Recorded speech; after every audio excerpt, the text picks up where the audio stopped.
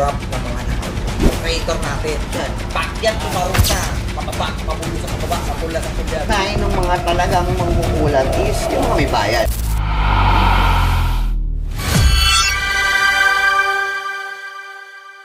Kung makulit, ang dami nang tatanong. Seryosong sagot to.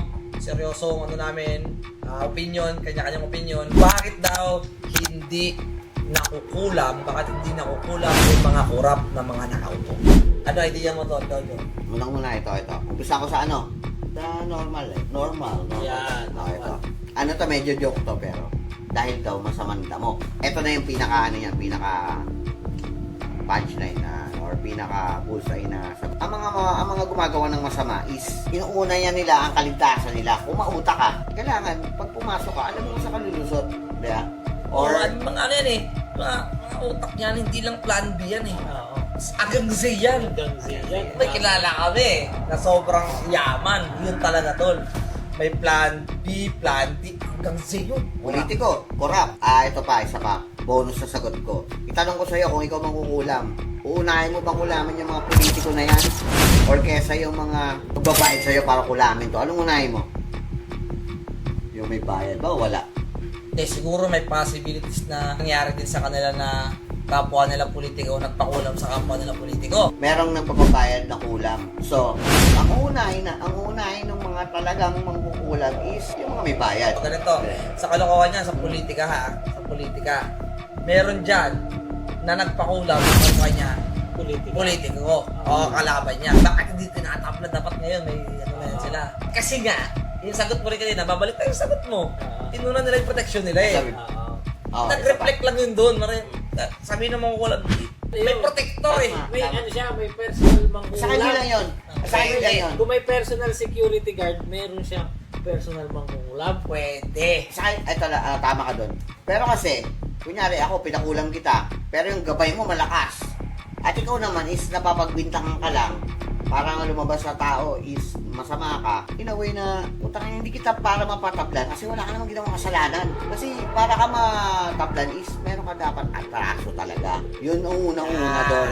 Tatalab ang kulam sa tao pag talagang may atraso kayo. Pero May pinanghuhugutan. Anong dahilan mo? Dahilan mo, nakurap ka kaya nga gusto ko may pumuprotekta dyan na mataas na antas na mangukulam. basic makukulam nga lang tayo. So yun yun. Mataas na antas na mangukulam ang protector niyan.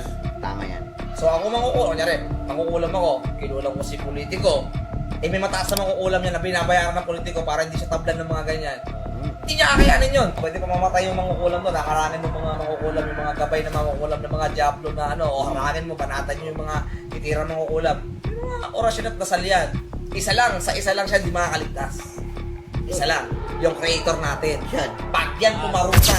Pababa, pabulusok, pababa, sa pulyan. Kahit anong bulag mo sa tao, pag binasa niya yung puso, tapos ka.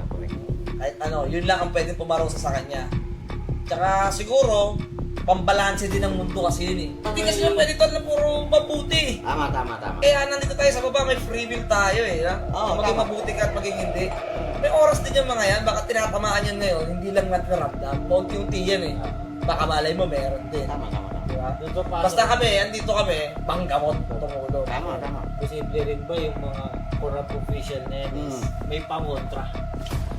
May For pangontra. sure yan. Posible ba man pangontra yung mga Hindi corrupt posible, official? for sure yan. Meron. Alam, naniniwala sila dyan sa spirit. Naniniwala yung mga yan. Anting-anting, may dami-dami. Naniniwala yung mga yan. 100%. Lahi by lahi nila yan eh. Saan sila nagmula sa mga ninuno nila eh. Kung political na yung ninuno nila noon. May mga yan. May mga libro, may mga aklat yan, may mga libreta ba yan doon? Mga ganun yan. Talagang gifted yung... Gifted alam nila yung pasa-pasa yan. Kaya may papansin mo, pasa-pasa yung sa mga kunyari, yung mayor dito sa atin. Sila lang, di ba? Oo. Yung Padrino, yung mga presidente natin, yung mga natin, sila lang yan eh. Diyan nagtutugtog. Dynasty. Dynasty, may mga yan. pasa-pasa, no? So bagay, kay... Emilio Aguinaldo. Oo. Di ba? May anting-anting yun, nandun. Anting-anting yun. Pag pumunta ka sa niya, sa museo niya, sa bahay niya, patisipay yung anting-anting niya doon. May orasyon yun. May orasyon din yun. Oh. Yun. Andun yun, may pasa-pasa yan, may mga protector yan. Legit yun. Pampakuha ng swerte, pampakuha ng ganito, mananalo sa ganyan. Tapos namatay yung mga ninuno nila. Pasa yan. ginaguide yun. Kaya ako presidente ako mayor dito. Namatay ako, may anting-anting ako, o kung ano man ang meron sa akin na protection para di ako tabla ng ulam. Napasok ako sa anak ko. Ikaw, pamakta. Ano pala, pag namatay ako, makatik, gapay mo na ako. Gapay mo na ako. Andun na yung mga ninuno natin. No? Actually, edi ano Nasama yun? na sa gate yun. Parang guardian level Revolt lang to, naman yun. revolt. Oo, ano na yun. o yung mga gusto ng mga kaligtasan sa tabak, Hindi, alam mo ng saka tabak. yung mga patalim. Kasi O punta kayo doon sa bahay ni Aguinaldo, meron doon na talagang legit na Orasyon. Na talagang sulat ka mo. Pero ito pala, tol ha, isang tip ko lang din ha.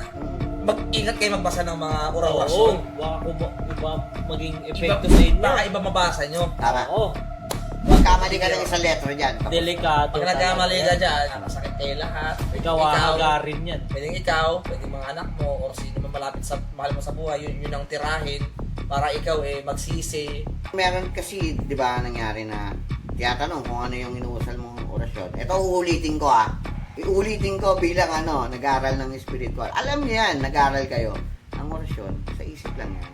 Magkamali ka man, Hindi pinipigas ng malakas. bakit? Kasi nga, may matatamaan ka dyan. Kahit yung mga walang kasalanan, lahat yun sila madadamay.